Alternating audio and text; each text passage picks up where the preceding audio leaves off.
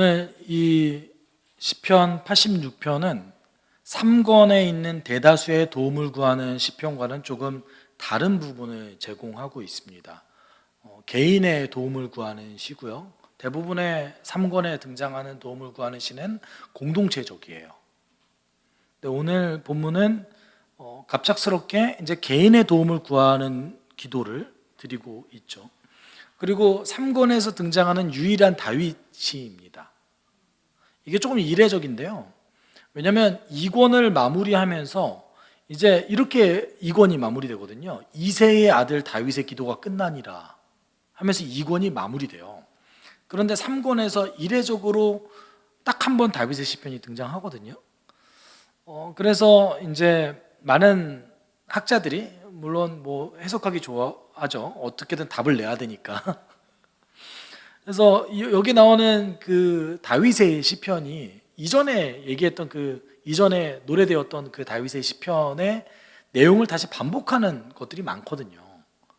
그러니까 이제 이 시편을 접한 이제 성경 학자들이 이거는 조금 부수적인 시다, 또는 다윗의 시가 아니다라고 이제 해석하는 분도 있고요. 또 어떤 분들은 다윗의 시편을 다시 한번 요약해서 핵심적인 부분을 보여주는 거다라고 얘기하는 사람도 있습니다. 뭘 받아들여야 될까요? 그냥 좋은 시편이다 라고 받아들이시면 됩니다. 이게 의미가 있다, 우리에게 좋은 시편이다, 다윗의 고백이 있구나. 네. 물론 이제 어떤 학자들은 이렇게 얘기하기도 합니다. 다윗이 죽고 나서 다윗의 어떤 핵심 가르침에 대해서 얘기해주고 있는 시편이기도 하다라고 말하기도 합니다. 어느 부분에 있어서는 동의가 됩니다. 마치 다윗의 인생을 보여주는 것 같은 시편이기도 해요.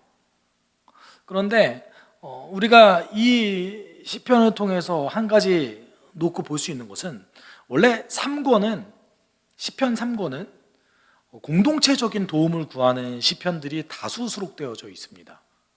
그러니까 함께 찬양하고 함께 위기에 대해서 얘기하고 함께 도움을 구하는 시편들이 많다라는 거예요. 근데 그 중간에 갑자기 개인의 시편이 등장했어요.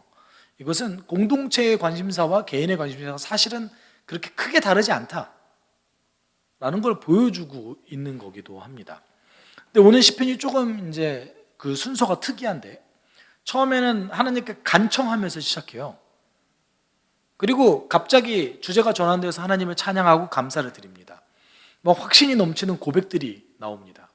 그리고 나서 또다시 뜬금없이 하나님께 간청을 드리면서 오늘 시편이 마무리가 돼요. 어떠신 것 같으세요?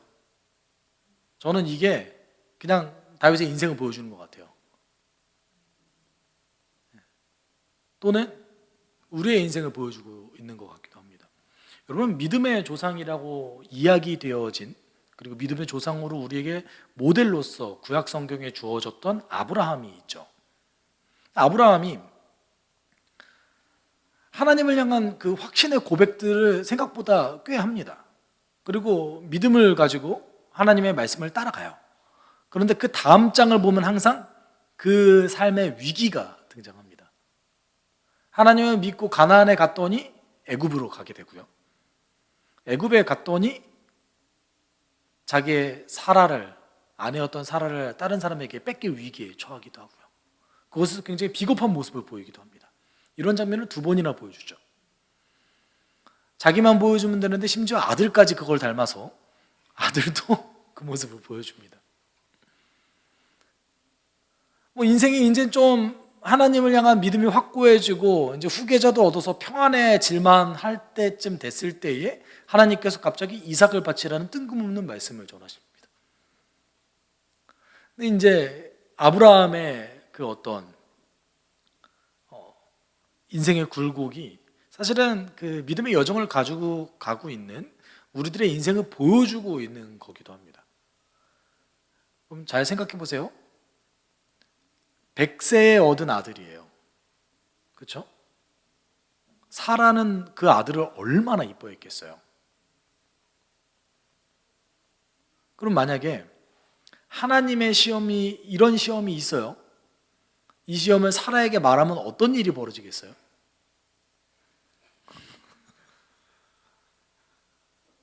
근데 아브라함은 아마도 사라의 반대를 물리치고 이삭을 제물로 바치러 올라갔을 겁니다.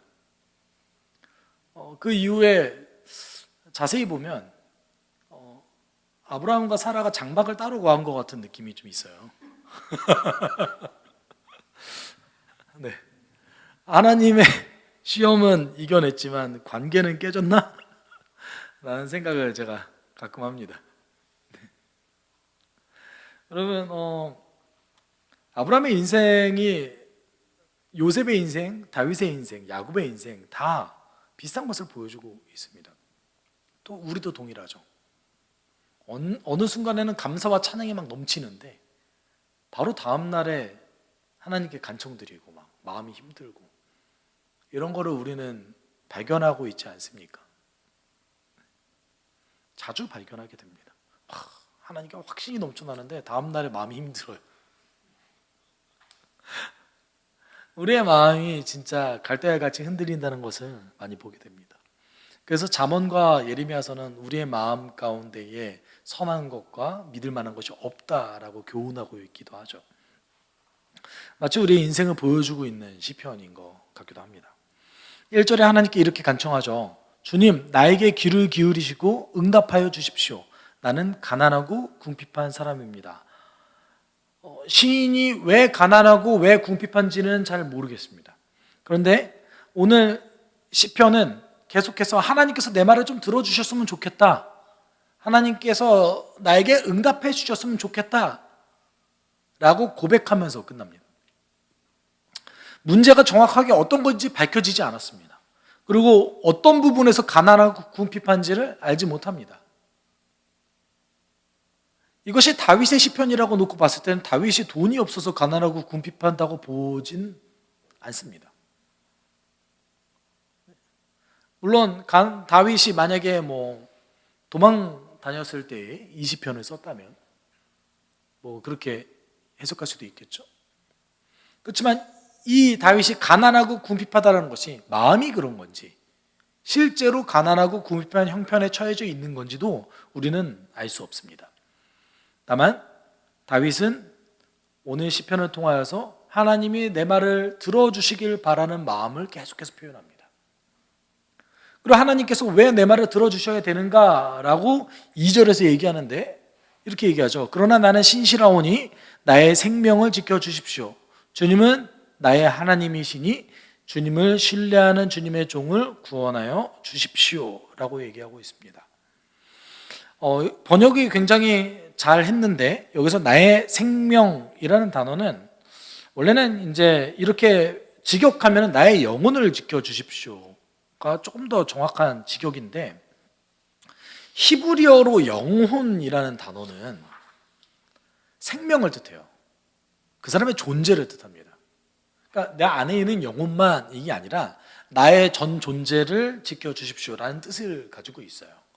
그러니까 푸뉴마라는 단어가 원래는 이제 그 사람의 생명과 존재를 뜻하거든요. 여러분 아담에게 하나님께서 생기를 불어 넣어 주셨잖아요. 그 생기 단어가 푸뉴마입니다. 근데 그것이 영혼이라도 번역되고요. 보통은 영혼으로 많이 번역되는데 히브리 사람들에게 있어서는 사실은 영혼과 육체를 따로 떨어뜨려 놓고 생각하지 않았어요. 히브리 사람, 그러니까 유대인들 외에 모든 사람들, 그 주변에 있는 모든 민족들은 안에 영혼과 육체가 분리되어 있다고 생각했는데, 근데 유대인들은 그것을 분리해 놓고 생각하지 않았습니다. 어떻게 보면 구약 성경에서는요, 사후 세계에도 그렇게 크게 관심이 없어요. 죽고 나서에 대해서 그렇게 큰 관심이 없어요. 사실 어떻게 보면 신약 성경 이후에 죽고 나서 가게 되는 하나님 나라에 대해서 관심이 생긴 거예요. 왜냐하면 뭐가 침투했냐면 그리스 사상이 침투했기 때문에 그렇습니다. 그러니까 그리스에 보면은 그리스 그 어떤 신화에 보면 지옥을 지키는 수문장과 지옥의 신 따로 있잖아요. 그런 어떤 영향을 받은 측면도 있습니다, 사실은. 그러니까 구약 성경에서는 지금 현재의 삶에 엄청나게 집중했어요. 그리고 영혼, 그러면 뭐 내 안에 있는 어떤 영적인 것 이렇게 생각하지 않고 그냥 전 존재를 얘기했다는 거죠. 그래서 2절에 보면 생명을 지켜달라고 얘기하는데 그 이유가 뭐냐면 이 시인이 하나님을 의지하는 자이기 때문에 그렇습니다. 신실한 자이기 때문에 하나님의 도움, 하나님의 응답이 있어야 됩니다 라고 얘기하고 있는 거예요. 그러면 하나님께 정말 어떤 것을 원하는가, 어떤 응답을 바라는가 놓고 봤을 때 3, 4절인 거죠. 우리가 같이 3, 4절 읽어볼까요? 내가 온종일 주님께 부르짖습니다. 주님 나에게 은혜를 베풀어 주십시오. 주님 내가 진심으로 주님을 우러러 봅니다. 주님의 종의 마음을 기쁨으로 가득 채워 주십시오. 두 가지를 요구했는데 처음에는 하나님, 그러니까 이제 부르짖는 건 세 개예요. 처음에는 하나님 생명을 지켜주십시오. 또 구원해 주세요. 그다음에 은혜를 베풀어 주세요. 기쁨을 다시 되돌려 주세요. 였던 거예요. 이 시인에게 있어서 하나님은 그렇다면 어떤 존재입니까? 구원해 주실 뿐만 아니라 기쁨조차 주시는 존재가 바로 하나님이셨던 거죠. 이걸 받기 원하는 거예요. 이유는 뭐예요? 이렇게 내가 응답받아야 되는 이유는 뭐예요? 내가 하나님을 주인으로 섬기고 있으니까.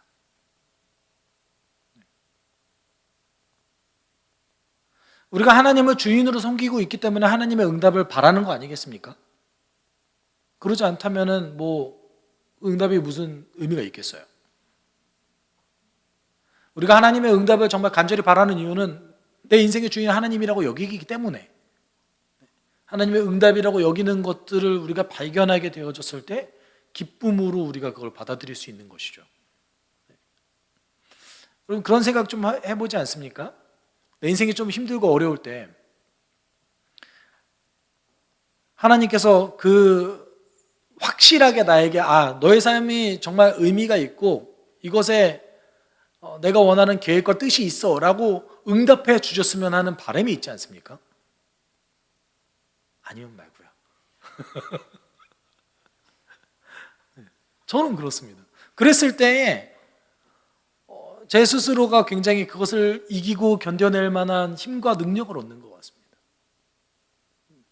현실이 바뀌지 않는다 할지라도 그랬을 때 그것 자체가 나에게 응답이 되는 것이죠. 오늘 시인은 하나님께 이렇게 간청을 하다가 갑자기 뜬금없이 하나님을 찬양합니다. 주님, 힘들 가운데 주님과 같은 신이 어디 또 있습니까? 주님이 하신 일이 어느 신이 하겠습니까? 그럼 무슨 일을 하느냐 놓고 봤을 때에, 어떤 걸 찬양하느냐 놓고 봤을 때 9절과 10절을 찬양하죠. 주님께서 지으신 문나라가 모두 와서 주님께 경배하며 주님의 이름에 영광을 돌립니다. 주님은 위대하셔서 놀라우신 일을 하시니 주님만이 홀로 하나님이십니다. 다르게 얘기하면 이 전체를 통치하시는 분도 하나님이시고 이 통치하시는 모든 세계를 하나님께서 만드셨습니다. 당신만이 이 땅의 유일한 신이시고 당신만이 이 땅의 모든 것을 주관하십니다 라고 하나님을 찬양합니다. 뜬금없죠. 갑자기 하나님께 간청을 하는데, 가난하고 궁핍하다고 하나님께 간청을 하고, 내가 지금 당신께 생명을 구하고 은혜를 구하고 기쁨을 구합니다 라고 간청을 하는데 갑자기 하나님이 유일한 신이십니다. 당신이 이 땅의 주인이시고 당신이 이 땅을 만드신 창조주이십니다 라고 고백합니다. 왜 갑자기 이렇게 찬양할까요? 하나님께 답을 구하고 싶은 거죠. 이왕 답을 얻는다면 다른 누군가로부터 답을 얻는 것이 아니라 내 주인 되신 하나님께 답을 얻고 싶은 거죠. 그래서 11절에 이렇게 고백합니다. 우리 같이 읽어볼까요? 주님, 주님의 길을 가르쳐 주십시오. 내가 진심으로 따르겠습니다. 내가 마음을 모아 주님의 이름을 경외하겠습니다. 우리 12절, 13절, 13절을 통하여서는 그 하나님께서 나를 인도하실 거라는 확신 가운데 거하게 됩니다.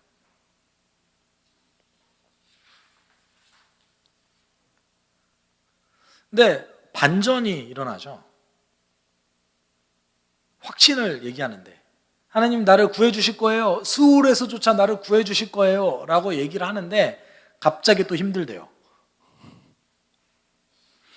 14절에 하나님 오만한 자들이 나를 치려고 일어나며 난폭한 무리가 나의 목숨을 노립니다. 그들은 주님을 안중에도 두지 않습니다. 라면서 갑자기 이제 뭔가 본인이 힘들다는 걸 고백해요. 하나님을 향한 찬양과 감사는 다시 두려움으로 그 자리를 내주게 됩니다. 14절은 기도하는 자가 어떤 문제가 있는지를 보여주는데 그 문제가 뭡니까? 뭔가 이 묘사들이 굉장히 냉담하고 하나님을 믿지 않는 포악한 군중에 대항하는 어떤 고독한 사람으로서 자기를 묘사하고 있어요. 마치 난폭한 무리들, 하나님을 믿지 않는 난폭한 무리들 사원에 둘러싸여져서 자기가 이제 홀로 있는 것처럼 자기 자신을 묘사하고 있습니다. 이런 걸 놓고 봤을 때는 오늘 시편 1절에서 얘기하는 나는 가난하고 궁핍합니다 라는 것이 어떻게 보면 마음의 문제이지 않았을까? 라는 생각을 또 해보게 되기도 합니다. 뭐 둘 다일 수도 있겠죠. 근데 우리가 14절을 통해서 알 수 있는 한 가지가 있는데 8절, 9절, 10절, 11절, 12절, 13절 이렇게 긴 절을 통하여서 하나님을 향한 찬양과 감사와 확신을 가졌던 이 찬양이 시인의 문제가 해결됐기 때문에 드려진 찬양이 아니라는 거죠. 시인이 어떤 문제가 해결됐기 때문에 하나님께 그렇게 감사와 찬양을 드렸던 게 아니라는 사실입니다. 단지 이 상황을 견디면서 찬양을 했다는 거예요. 이런 의미에서 믿음이라는 것, 하나님께 앞서 2절에서 오늘 시인이 얘기하는 나는 신실합니다. 여러분 그 믿음이라는 단어와 신실하다라는 단어가 원래 같은 어원입니다. 그래서 그 로마서에 등장하는 믿음이라는 단어가 사실은 신실함으로도 번역될 수 있어요. 원래 신실하다는 게 어떤 뜻이죠? 믿을만 하다는 뜻 아닙니까? 근데 이게 어떤 뉘앙스를 가지고 있냐면 믿음이라는 것은 어떤 개념으로서 내가 지금 하나님이 하신 것을 받아들여서 그것에 대해서 긍정하고 있습니다 라는 것을 좀 강조한다면 신실하다라는 것은 내가 당신 앞에서 당신이 하는 그 계명과 말씀을 지켜나가고 있습니다에 좀 더 강조점이 있습니다.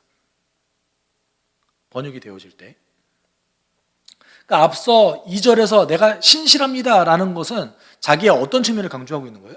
하나님이 나에게 명령하신 것을 내가 지켜나가고 있습니다 이걸 강조한 거예요.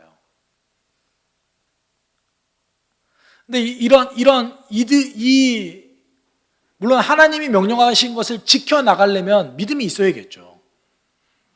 당신이 가르쳐 주신 길이, 하나님이 가르쳐 주신 길이 나에게 유익이 되고 그것이 정말 좋은 길이다라는 믿음이 있어야겠죠. 근데 그 믿음이 누구의 것입니까? 어려운 가운데서도 견디고 하나님을 찬양하는 자들의 것이라는 것이죠. 오늘 본문은 그거를 보여주고 있습니다. 오늘 시편 등장하는 중간에 나오는 감사와 찬양은 어떤 문제가 해결됐기 때문에 드려지는 찬양이 아닙니다.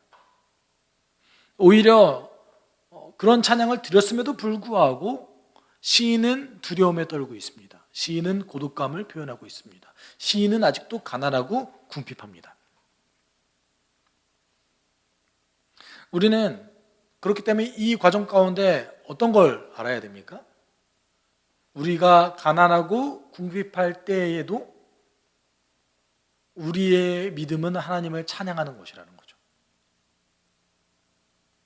내 문제가 해결됐기 때문에 하나님께 감사와 찬양을 드리는 게 아니라는 것이죠. 그래서 시인이 15절 16절을 통하여서 이렇게 얘기하고 있죠.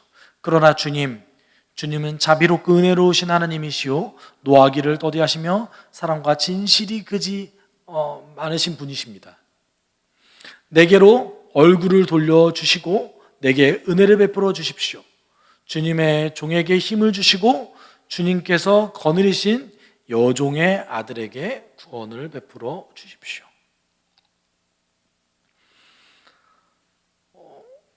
지금 이 시인이 정말 구하고 있는 것이 무엇입니까? 날 불쌍히 여겨주세요. 이거 구하고 있어요. 날 불쌍히 여겨주세요. 내가 당신의 종이지 않습니까? 나를 불쌍히 여겨주세요. 그러면서 사실은 이렇게 표현하고 있는 것 같아요. 내가 지금 힘들고 어려움에도 불구하고 당신을 찬양하고 있지 않습니까? 내게 길을 좀 알려주십시오. 나를 좀 불쌍히 여겨주십시오. 당신이 알려주셔야 제가 회복되지 않겠습니까? 라는 어떤 간청인 것 같습니다. 저는 오늘 본문을 이제 정리하면서 그 누가복음에 있는 좋은 땅 비유가 생각이 났어요. 우리가 계속해서 강조하지만 이 땅 가운데 어려운 현실 가운데에서도 하나님 나라 복음을 들고 살아가는 자들이 오늘 하루를 좋은 땅으로 살아갈 비결이 누가복음에서 예수께서 비유를 통해서 말씀하셨죠. 누가복음 8장 15절 이렇게 얘기하고 있어요. 그리고 좋은 땅에 떨어진 것은 바르고 착한 마음으로 말씀을 듣고서 그것을 굳게 간직하여 견디는 가운데 열매를 맺는 사람들이다. 여러분, 오늘 시인은 가난하고 궁핍하고 고독합니다. 그런데 그 가운데에서도 하나님을 향한 감사와 찬양을 드리고 있죠. 그가 견디는 가운데 자신의 마음을 잘 간직함으로 하나님께 감사와 찬양과 확신을 드리고 있는 것이죠. 믿음은 그런 자들의 것입니다. 우리는 그런 자들을 오늘 하루 좋은 땅에 머물러 있는 자라고 얘기하고 있습니다. 여러분, 믿음은 견디는 가운데 찬양하는 자들의 것입니다. 내가 견디는 가운데 어떤 마음이요? 바르고 착한 마음으로 말씀을 듣고 올바른 마음으로 말씀을 듣고 그것을 굳게 간직하여 견디는 가운데 열매를 맺는 자. 이런 자들은 내 환경에 좌지우지돼서 말씀을 왜곡해서 듣는 자들이 아닙니다. 말씀을 있는 그대로 하나님의 그 사랑의 관점에서 받아들이고 그것을 마음속에 간직하여서 견디는 자들이 우리는 좋은 땅에 있는 자, 믿음을 가진 자, 오늘 본문 속에서 얘기하는 시인과 같은 자일 것입니다. 아마도 오늘 시인은 문제가 해결되지 않았을 겁니다. 그렇지만 단 하나 가지고 있는 것이 있다면 하나님을 향한 믿음과 확신을 가지고 있었던 것이죠. 오늘도 우리는 믿음으로 사는 자들입니다. 우리는 은혜로 구원받고 믿음으로 살아가는 자들입니다. 여러분, 어떤 믿음을 주장하실 겁니까? 지금 이 순간 우리가 함께 기도할 때 하나님, 나는 환경에 지배되지 않고 믿음으로 살아가는 자입니다. 내 마음을 지킬 수 있게 주님 도와주십시오. 우리를 계속해서 흔들려고 하는 것들이 사실 얼마나 많이 있습니까? 하나님, 제가 믿음으로 살아가게 인도해 주시고